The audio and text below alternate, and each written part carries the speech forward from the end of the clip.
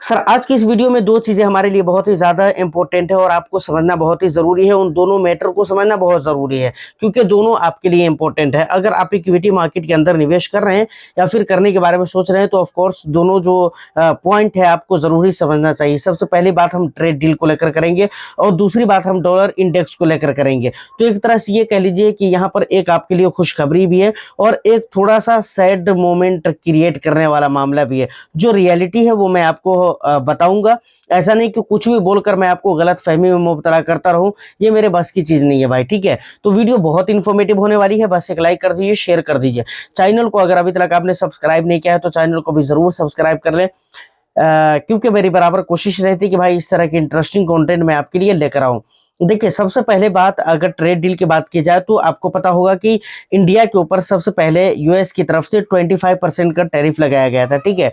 उसके बाद 25% का टैरिफ और भी लगाया गया जो कि एक्चुअली में जिसके बारे में ये कहा गया कि भाई ये पेनल्टी है। किस बात की पेनल्टी, किस बात का जुर्माना है? तो कहा गया था कि भाई तुम रसिया से जो क्रूड ऑयल खरीदते हो तो तुम मत खरीदो, क्योंकि अगर तुम रसिया से खरीदारी कर रहे हो तेल वगैरह का तो इसका मतलब है कि तुम रूस और यूक्रेन यानी रशिया और यूक्रेन के जंग में डायरेक्टली खुले तौर पे तुम सपोर्ट कर रहे हो। और किसको सपोर्ट कर रहे हो? यानी रशिया से तेल खरीदना, तुम रशिया को सपोर्ट कर रहे हो। रशिया से तेल खरीद रहे हो मतलब तुम रशिया को सपोर्ट कर रहे हो। इससे उसके पास पैसे आएंगे और भी चीजें, और वो क्या है, यूक्रेन के साथ वॉर करेगा, ठीक है। जबकि हमारी तरफ से, भारत की तरफ से शुरू से ही कहा जा रहा है कि भाई ऐसा नहीं है कि हम हाल फिलहाल में जब रूस और यूक्रेन का वॉर शुरू हो गया तब हम खरीदने लगे, ऐसा नहीं है। हम तो बहुत पुराने टाइम से भाई इस मामले में कस्टमर है और खरीदारी कर रहे हैं हम क्रूड ऑयल वगैरह का। तो ऐसा नहीं कि ये वॉर स्टार्ट हुआ है तभी से हम खरीदने लगे हैं या किसी और बात को देखकर हाल फिलहाल में हम खरीदारी करने लगे हैं। लेकिन फिर भी यूएस ने 25% का टैरिफ लगाया हुआ था, फिर बाद में 25% का, यानी टोटल 50% का टैरिफ लगाया। अब उसके अंदर कमी करने की बात आ रही है। तो देखिए अभी तो उधर की तरफ से यानी यूएस की तरफ से ये संकेत मिल रहा है कि भाई ठीक है कम कर दिया जाएगा। अभी तक जो हमारे एक्सपर्ट बात कर रहे हैं, जो बड़े बड़े लोग बात कर रहे हैं, उससे ऐसा ही लग रहा है कि भाई कम कर दिया जाएगा। लेकिन एक बात यहाँ पर और भी मैं कहना चाहूंगा सर, कि ये लगने वाली जो बात है ना कि लग रहा है कि कम कर दिया जाएगा, ये आज से नहीं लग रहा है, ये काफी समय पहले से लग रहा है, लेकिन हो नहीं रहा है। रियलिटी में कुछ चल नहीं रहा है, रियलिटी में कुछ हो नहीं रहा है। अब आगे देखिए क्या मामला रहता है। और जाहिर सी बात है अगर भारत ये कहता है कि भाई तुम 50% का टैरिफ कम करो, तो मुझे लगता है कि वो भी कुछ ना कुछ शर्त रखेगा और कई सारे शर्त वो भी रख सकते हैं। तो देखिए खैर बातें होती है आगे, लेकिन अभी हाल फिलहाल की जो न्यूज निकल कर आ रही है उससे ये लग रहा है कि भाई काफी हद तक के बात लगता है कि कंप्लीट हो चुकी है इस मामले पर कि भाई इंडिया के ऊपर से जो टैरिफ है उसको हटा दिया जाए, ठीक है। ये पहली बात हो गई। अब दूसरी बात अगर की जाए तो दूसरी बात है भाई डॉलर इंडेक्स। देखिए डॉलर इंडेक्स को लेकर अगर बात करें तो पिछले लगातार कई दिनों से अगर आप देखें वहां पर ग्राफ पर जाकर देखेंगे तो आपको पता चलेगा कि नीचे नीचे की तरफ जा रहा था डॉलर, थोड़ा थोड़ा थोड़ा थोड़ा करके ऊपर नीचे हो रहा था। लेकिन पिछले 5 दिनों का अगर डेटा आप देखेंगे तो लगातार डॉलर जो कि ऐसे आ रहा था, ऐसे ऐसे ऐसे ऐसे करके वो डायरेक्ट ऊपर की तरफ ऐसे गया हुआ है, जो कि नहीं होना चाहिए था। अब इसके पीछे की क्या रीजन है, मुझे तो कुछ खास रीजन अभी तक समझ में नहीं आ रहा है, लेकिन ये चीज नहीं होना चाहिए था, मैं इतना जानता हूँ। 88.49 था और 88.49 से डायरेक्ट 88.73 या ऐसा कुछ है जो कि पहुंच चुका। मैं स्क्रीनशॉट लगा देता हूं, आप देख लीजिएगा वहां पर। तो देखिए ये जो लगातार डॉलर बढ़ ही रहा है और इंडिया की करेंसी इसके सामने वीक होती जा रही है। तो ये इंडिया के देश के लिए प्रॉब्लम है, इंडिया देश के लिए प्रॉब्लम है, ये समझ रहे हैं। कई एंगल से प्रॉब्लम है भाई। एक तो हमारे देश की करेंसी खराब हो रही है और जिस देश की करेंसी खराब होने लगे उसके ऊपर लोगों की नजरें ऐसे भी नहीं रहती। दूसरी बात, ऐसे देशों में एफआईआईज पैसे भी नहीं लगाना चाहते और ऐसे भी पिछले 3-4-5 महीना से देखेंगे तो लगातार एफआईआईज की सेलिंग ही हो रही है।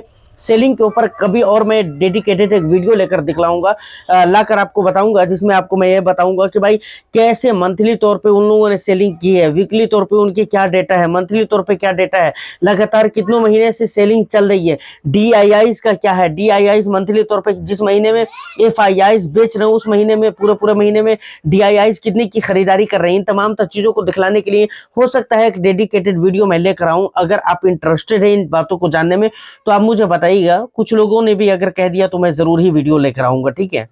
तो ओवरऑल मेरे कहने का मतलब ये है भाई कि भाई ये चीज़ जो है इंडिया का की जो करेंसी है वो लगातार वीक होती हुई जा रही है, ये बहुत दिक्कत वाली बात है, ठीक है? और देखिए कुल मिलाकर यही सारी रीज़न है जिसकी वजह से मार्केट का सिचुएशन भी सही नहीं हो पा रहा है और बहुत सारे लोग बोल भी रहे हैं कि भाई अभी मार्केट के अंदर इरिटेटिंग फेज़ चल रहा है। सही बात है यार, इरिटेट कर रहा है लोगों को, इन्वेस्टर्स को, और रीज़न यही सारे हैं जिसकी वजह से ऊपर-नीचे चल रहा है। अभी देखिए यूएस की तरफ से मैं आपको एक बात और बताऊँ, आज मैं पढ़ रहा था एक आर्टिकल जहाँ पर ये कहा गया था कि भाई कमोडिटी के अंदर गिरावट हो रही है, ठीक है? और उसके अलावा और भी जो दूसरी बात कही गई है कि वो ये कही गई है कि भाई federal reserve bank of US की तरफ से जो रेट कट होने वाला था, उसमें भी चांस अब कमज़ोर ही नज़र आ रहा है, चांस अब वीक होता हुआ नज़र आ रहा है। तो ये भी थोड़ा कन्फ्यूज़िंग मामला हो जाएगा मार्केट के लिए, ठीक है? क्योंकि अगर रेट कट नहीं हुआ टाइम टू टाइम तो ये देखिए यूएस तो अपनी वजह से रेट कट नहीं करेगा, फेड जो है अपनी वजह से रेट कट नहीं करेगा क्योंकि हालात उसके देश के अंदर सही नहीं है, इन्फ्लेशन का डेटा सही नहीं है। उसके अलावा और भी दूसरी चीज़ें जो कि जॉबलेस वगैरह का जो रेशियो है वो सही नहीं है, उसके अलावा और भी दूसरे प्रॉब्लम चल रहे हैं। और ट्रंप की नीतियों के कारण बहुत सारे नए-नए मसले खड़ा हो रहे हैं वहाँ पर, तो वो लोग अपने प्रॉब्लम की वजह से रेट कट तो करेंगे नहीं और उसकी वजह से पूरी दुनिया के मार्केट के ऊपर प्रभाव पड़ेगा, जो कि एक हकीकत है। तो टोटली यहाँ तक जो भी बातें थी वो मैंने आपको बता दिया। अब यहाँ से कुछ सवालों को मैं कवर कर लेता हूँ। सबसे पहले नंबर पे अगर हम बात करें तो रविंद्र जी की तरफ से पूछा गया है कि सर इस समय पे किस तरह के फंड में निवेश करना चाहिए? देखिए मैं तो आपको यही कहूँगा कि आप देखिए किस तरह का फंड आपको लेना बेहतर रहेगा, सूट आपके पोर्टफोलियो के साथ, आपके रिस्क एपेटाइट के साथ कौन सा मैच करता है वो लीजिए, ठीक है ना? खास तौर से अगर मैं यहाँ पर बात करूँ तो large cap, large and mid cap, flexi cap, multi cap, इस तरह के फंड में के अंदर निवेश करना करंट सिचुएशन के अकॉर्डिंग मुझे लगता है कि ज़्यादा बेटर हो सकता है।